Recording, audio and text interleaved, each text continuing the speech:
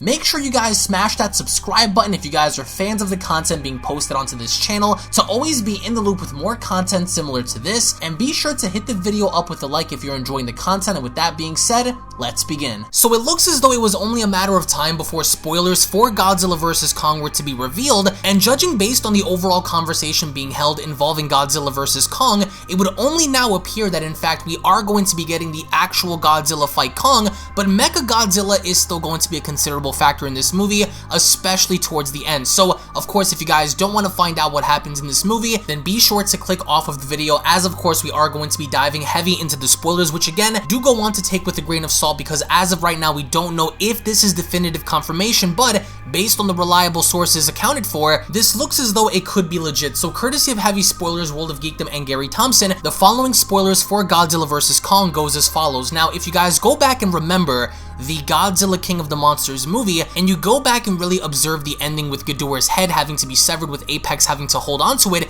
it looks as though this movie is going to heavily focus on the idea of taking Ghidorah's brain and spreading it all throughout different continents, and further having to study Ghidorah's brain and even using that as a means to create an implant within MechaGodzilla. So MechaGodzilla does possess a mechanical functioning body. He does possess several different attacks, including an EMP attack, but also he is functioning based off of Ghidorah's brain. Now, the premise of this movie appears that Godzilla is going around these facilities based on his overall senses that he's able to still feel Ghidorah's presence. So with Godzilla having to go to these facilities and destroy these facilities, it's not the fact that Godzilla is doing this just to do it. He's doing it because he's under the assumption that King Ghidorah is still alive, and he's trying to do everything he can to make sure that that doesn't become the case. So you can't really fault Godzilla in that matter, because he is the Alpha Titan, the king of the monsters per se. So with Godzilla going around and destroying these Apex facilities, it makes sense that he's on the hunt for Ghidorah and nothing more. However, there is evidence to substantiate the idea that Monarch had taken Kong off of Skull Island, and they want to use him as a means of experimenting with. So it also does appear that the Hollow Earth theory is in fact real, which we all have already known about, but the apparent entranceway to the Hollow Earth is in fact in Antarctica. So not really sure what this means, if of course the Hollow Earth does house an ecosystem full of kaiju. That could be the case, especially knowing now that Nozuki or the Warbats or many of the Skull Crawlers do come from the Hollow Earth. It could further substantiate the idea that many other monsters, many other beasts also reside in the Hollow Earth, which is primarily where they come from. So with Godzilla being able to sense the fact that Kong had been taken off of Skull Island, Godzilla as a means of simply traveling just so happens to bump across the humans, in which they just so happen to house Kong on one of their carriers, and so the fight between Kong versus Godzilla begins. Now a lot of people are going to be kind of asking the question if in fact this is going to be the real Godzilla, and it is, because the way MechaGodzilla is introduced is he is introduced at the very end of the movie, and the premise behind this is Kong actually goes out of his way, once of course he wakes up on the carrier, to fight Godzilla. He goes in the water, and apparently enough it also appears that Kong is able to get to land as Godzilla goes his separate ways. So it almost kind of appears as though the first fight is a draw. Not really too many details emphasizing on the opening act of this fight, but it is suggested that the final fight involving Kong and Godzilla, which just so happens to take place in a city, we don't know if it's somewhere in China, if it's somewhere in Japan. I'm under the assumption that it's going to be in Japan, it's going to be in Tokyo, but there are lots of rumors going around that this could take place in Hong Kong.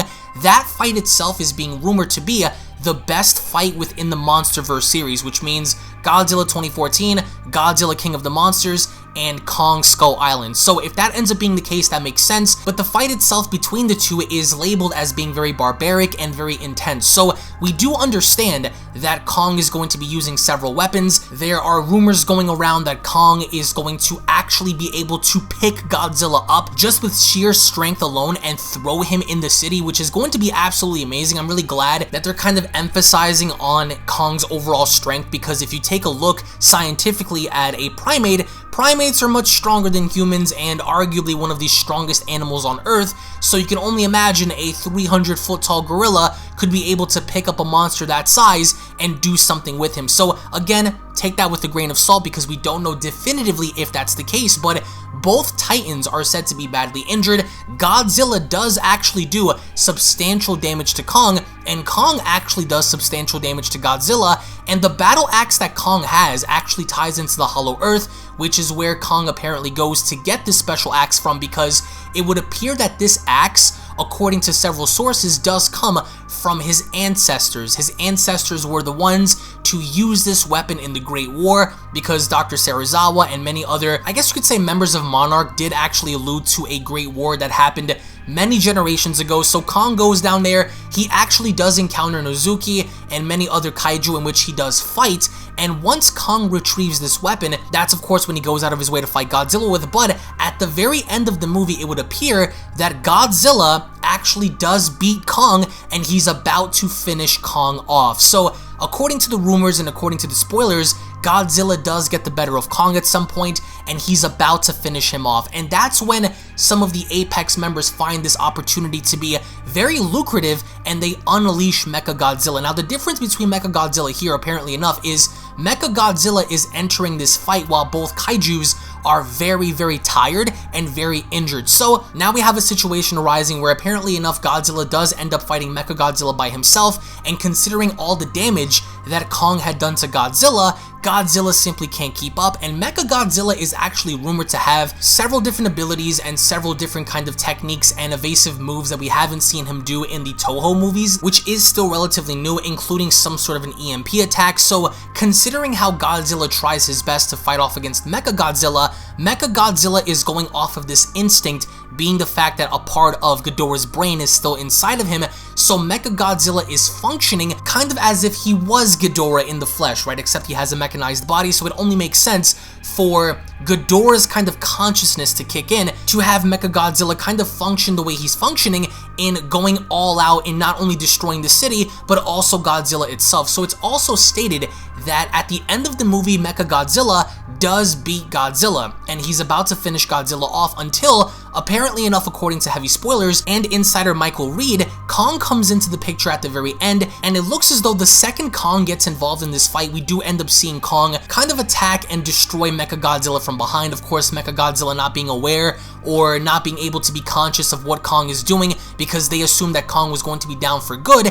Kong ends up stepping up, and Kong actually ends up destroying MechaGodzilla from behind. Now, there is said to be a fight involving Godzilla, Kong, and MechaGodzilla, kind of like a 2-on-1, but once again, both kaijus are very tired, and MechaGodzilla is said to just keep on going, destruction, destruction, destruction. Even once again at a point where they both try to double team MechaGodzilla, it doesn't even matter because at that point they're tired, they are already beaten and exhausted, so that's when MechaGodzilla steps in taking advantage of this. Now, we don't really know what Dr. Serizawa's son plays a role in. He could be the lead antagonist, he could be the one behind implanting Ghidorah's brain in MechaGodzilla. We don't know for certain right now, but once MechaGodzilla is destroyed, there are rumors emphasizing that even though Godzilla did destroy most of the Apex facilities, there are still a few more Apex facilities remaining that Godzilla was unable to find, and apparently enough, these facilities are also housing parts of Ghidorah's brain, and they're doing experiments and creating monsters and mechanized machines to do battle against said titans. So the Apex facilities are doing bad things, and Godzilla originally was targeting them because he was sensing Ghidorah. He still felt Ghidorah's presence, so Godzilla's assumption is to find and neutralize the threat before the threat finds Godzilla. So at the very end of the movie, once of course the rumors are suggesting that Kong and Godzilla emerge victorious over MechaGodzilla, it is then implied that Godzilla and Kong are about to throw down again, but they kind of end things on a neutral basis. Godzilla goes into the water, Kong leaves, and apparently enough goes back to Skull Island, and that's where the movie finishes. And I think that when it implies one will fall, I'm only under the assumption that that one person or that one creature that will fall is going to be MechaGodzilla. So if you're looking for a definitive winner, apparently enough, again, according to the spoilers, it doesn't appear that Kong is going to kill Godzilla, and it doesn't imply that Godzilla is going to kill Kong. Both of these monsters are actually alive, and it looks like this fight is kind of a stalemate. Even though Godzilla was going to kill Kong in the city, MechaGodzilla bursted in, and MechaGodzilla does actually use some sort of an EMP attack to neutralize his surroundings and absorb energy, apparently enough. So, and it also appears that the atomic breath that Godzilla has doesn't really work on it, so that's interesting to know. And a lot of people were suggesting that MechaGodzilla was going to be camouflaged or perhaps being reskinned to be portrayed as Godzilla. Apparently enough, according to the spoilers, that doesn't appear to be the case. MechaGodzilla bursts on the scene once, of course, it is daytime, and once, of course, the kaiju are done fighting, to kind of step in and neutralize both kaijus, and further emerging victorious by the very end of it. So, as for the other kaiju, there are rumors going around that these other kaiju are going to be involved, specifically Behemoth, and we don't really know as of right now if Behemoth is going to either fight Godzilla or even fight Kong, but there are implications to suggest that Kong is going to be the one that's going to fight off a lot of these kaiju, whether or not he makes his way to the Hollow Earth, whether or not we've learned from the end of Godzilla King of the Monsters where there were other and new titans making their way to Skull Island. We don't know if this is to suggest that new monsters are going to go to Skull Island and fight Kong, but the implication here is that nobody wins, Kong is alive, Godzilla is alive, MechaGodzilla is destroyed, and they kind of go in their own separate ways in acknowledging each other. But the way this movie kind of ends leaves the door open for other monsters and kaiju to be involved, and I'm only under the speculatory kind of thought process of asking the question, are we going to see Destoroyah, Biollante, are we going to see Gamera, Anguirus, are we going to see Mecha King Ghidorah, are we going to see another version of MechaGodzilla? Because with Apex doing all of these experiments on Ghidorah's brain and passing along kaijus secretly, to each other without anyone knowing, one can only kind of beg the question on if they're actually working on creating a bioorganism. I mean, that would make sense for them to create their own kaiju, or even go as far as to work on a possible MechaGodzilla. So we're gonna have to wait and see. But I do want to get your thoughts in the comment section below about this. If you guys are excited on the fact that nobody wins, if you guys are disappointed, if you guys believe that having MechaGodzilla kind of best Kong and Godzilla is too much, only for MechaGodzilla to get smoked at the very end. I do want to go ahead and get your thoughts on these rumors and spoilers. Again, thank you all so much for watching, thank you all so much for your time. If you guys are stoked, ready, and excited for this movie, then be sure to give this video a big fat thumbs up by slapping that like button down below, hit that subscribe button if you guys are new, tune back in for the next video, and we'll be seeing each and every single one of you guys down in the comment section below. Have a great day, everybody, and take care. Peace.